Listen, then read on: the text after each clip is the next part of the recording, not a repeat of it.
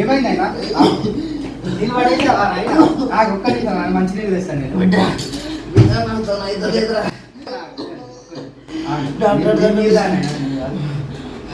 అయిపోయింది పోదాం పోదాం పోదాం నాయన హాస్పిటల్ పోదాం సార్ రావచ్చా రండి. పేరు లింగయ్య సార్. వయసు 40 సార్. పని ఏం చేస్తారు? సాధారణ కూలింగ్ సార్. మీ సమస్య చెప్పండి. ఒకటే దగ్గు సారు. దగ్గు ఇంకా జ్వరం రాత్రిపూట బాగా ఆయాసంతో పాటు ఒకటే చెమట పూస్తుంది సార్. దగ్గు ఎన్ని రోజులు? గత 2 నెలల నుంచి సార్. తడి దగ్గు పొడి దగ్గు? తడి దగ్గు సార్. ఓకే, మీ సిమ్టమ్స్ చూస్తుంటే టీబీ లక్షణాలు. టీబీయా? ఇంకా కన్ఫర్మ్ కాలేదు. మనం ల్యాబ్కి బ్లడ్ టెస్ట్, స్కిన్ టెస్ట్ పంపిస్తాం. మీరే కంగారు పడకండి, మేము ఉన్నాం. ఫస్ట్ టెస్ట్ చేపిద్దాం, తర్వాత ఫర్దర్గా ఎలాంటి ల్యాబ్ టెస్ట్ వచ్చేసినాక చూస్తాం. రిపోర్ట్ సార్ మిమ్మల్ని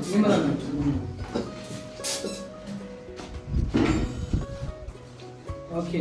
అన్ఫార్చునేట్లీ మీ డాడీకి టీబీ తెలియదు. టీబీ ఉందని. కొంచెం చూడండి, ఏం కాదు కదా సార్. రిలాక్స్, ఏం కాదు, పర్లేదు. మీ డాడీకి ఇంకా మొదటి స్టేజ్లోనే ఉంది.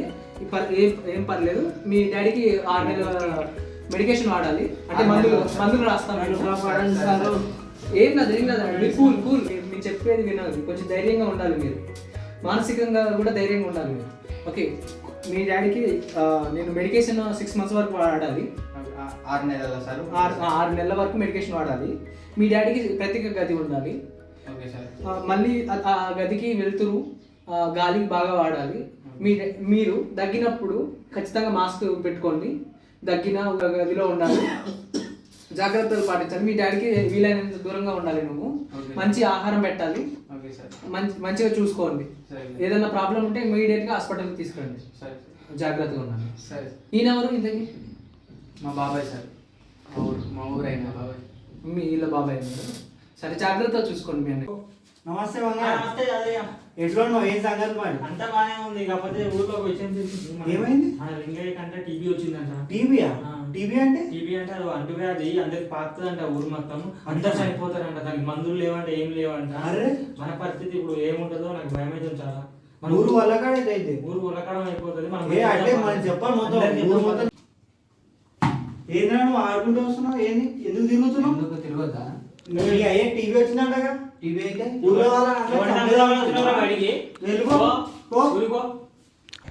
స్టార్ట్. దీనికి అంతటికి కారణం నేనే. నా పిల్లలను కూడా ఎవరు దగ్గరికి రాణిస్తలేరు. అయ్యో దేవుడా, ఇంకా నేను బతికి లాభం, నేను చచ్చిపోతా ఇక.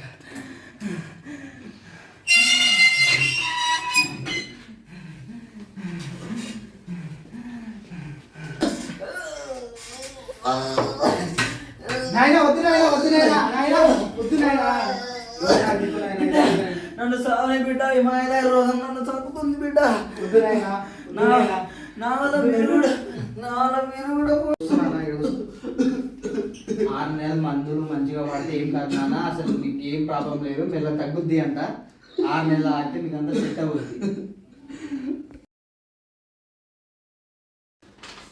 నమస్కారం డాక్టర్ గారు. నమస్కారం. ఎలా ఉంది లింగయ్య పరిస్థితి? ఇప్పుడు అంతా బాగా తెలుసా? అంతా క్షేమమేనా? అప్పట్లో ఏం అర్థం కాలేదు డాక్టర్ గారు. ఏదో మీ దయ వల్ల ఇప్పుడు ఈ రోజు ఇలా ఉన్నాను. ఇప్పుడు అంతా మంచిగానే ఉందిగా? అంతా బాగైంది డాక్టర్ గారు. దాన్ని మానసికంగా ఎదుర్కోవాలి. అప్పుడే మనిషి గట్టిగా ఎలాంటి వ్యాధి నుంచి అయినా బయటగలుగుతాడు. ఇది ఏ వ్యాధి అయినా మన ప్రాణాంతకం కాదు, మనం మానసికంగా స్థిరంగా ఉన్నప్పుడు. సరే, ఓకే, అంత క్షేమమేగా? One warrior, one victory. TV हारेगा, देश जीतेगा।